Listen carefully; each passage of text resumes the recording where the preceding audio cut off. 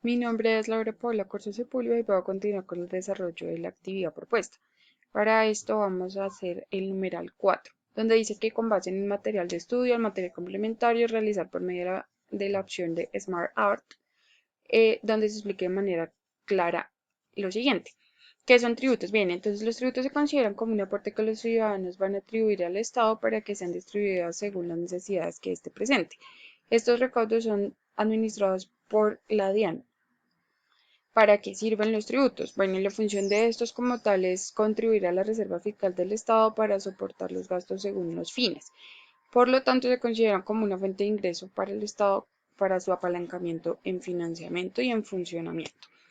Los principios legales de los tributos en Colombia se dan a partir del origen del pensamiento de Adam Smith y se relacionan a continuación. Dentro de estos se destacan 6, los cuales son justicia, donde se dice que se relaciona con la equidad, donde cada uno debe aportar lo que le corresponde. Entonces, a cada contribuyente le corresponde aportar en medida proporcional a su capacidad económica. En siguiente instancia tenemos la certidumbre, que es que el sistema tributario debe ser claro y conciso con sus fechas, formas y cantidad de pago y con el fin de no presentar confusiones dentro de los contribuyentes.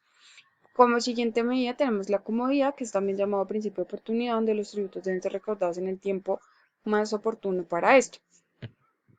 Continuando con esto, sigue la economía, donde también es llamado principio de eficiencia, y es que el tributo debe ser considerable para no afectar el presupuesto del contribuyente. Igualmente, el recaudo debe tener un efectivo ingreso en el tesoro público. En cuanto a la progresividad, vemos que en tanto el tributo progresa o aumenta en concordancia con la variación de la base gravable, es decir, que a mayor base gravable tendremos un mayor tributo. Y la no retroactividad es que no se pueden implementar leyes que sean antes de lo que empiecen en vigencia, sino a partir del periodo después de su vigencia. Bien, en siguiente instancia tenemos lo que es la clasificación de los tributos, donde vemos tres principales que son los impuestos, las tasas y las contribuciones. Entonces, los impuestos son una prestación de carácter unilateral y el hecho generador se basa en la riqueza poseída, que puede ser por el patrimonio, los ingresos obtenidos en renta o por los consumos realizados. En cuanto a esto tenemos dos ejemplos donde está el impuesto directo, que puede ser el impuesto sobre la renta, el impuesto al patrimonio o el impuesto a industria comercio, o el impuesto indirecto, que es el impuesto sobre el valor añadido o IVA, o el impuesto nacional de consumo. En cuanto a las tasas tenemos que es un costo que se determina por un valor económico que establece la ley por una prestación de un servicio del ente público. El hecho generador fija una tarifa por la utilización especial de bienes de dominio público. Para esto tenemos el ejemplo de los peajes, que son por decisión de viajar por carreteras en el país, y la sobretasa de la gasolina, que es la decisión por el medio de transporte que se basa su funcionamiento con esta.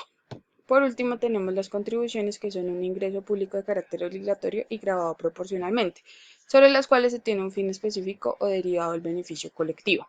Para esto tenemos los ejemplos de contribución de la valorización, que es el que se aporta anualmente para las obras públicas, y tenemos la contribución a entidades designadas a prestar servicios de seguridad social, donde podemos identificar el SENA, la SAP, el ICF, entre otras. Bien, en siguiente instancia tenemos las características de los tributos y los elementos de los tributos. En cuanto a las características de los tributos, tendremos que es de ingreso de naturaleza pecuniaria, es de carácter público, es establecido por la ley, debe representar la capacidad económica y satisface las necesidades económicas del Estado y el ente público. En los elementos de los tributos tenemos el hecho generador, donde este se basa en la ocurrencia que surge por la obligación de pagarlo, el sujeto activo, que es la entidad que se faculta para imponer el impuesto, el sujeto pasivo, que es de quien debe soportar el impuesto o el contribuyente, la tarifa, que es el porcentaje o el monto que se debe pagar el sujeto pasivo, y la base gravable, que es el valor o el monto sobre el que se calcula el impuesto a pagar según la tarifa indicada. Bien, continuando con la temática, tenemos lo que se refiere a la obligación tributaria sustancial y a la obligación tributaria formal. La obligación tributaria sustancial es la obligación material al efectuar el pago, es decir, es la obligación de tributar, de lo que tú aportas al tributo. la obligación que debe cumplir el sujeto pasivo económico, quien paga el tributo. Y la obligación tributaria formal es el proceso de la diligencia que el sujeto pasivo debe realizar ante el Estado para cumplir sus obligaciones. Es decir, la sustancial es el hecho de pagar y la formal es la forma como se debe pagar. Dentro de estas tenemos como ejemplo de la obligación tributaria formal las obligaciones como la declaración tributaria, la inscripción al RUT, las expediciones de facturas, el reporte de información exógena, entre otros.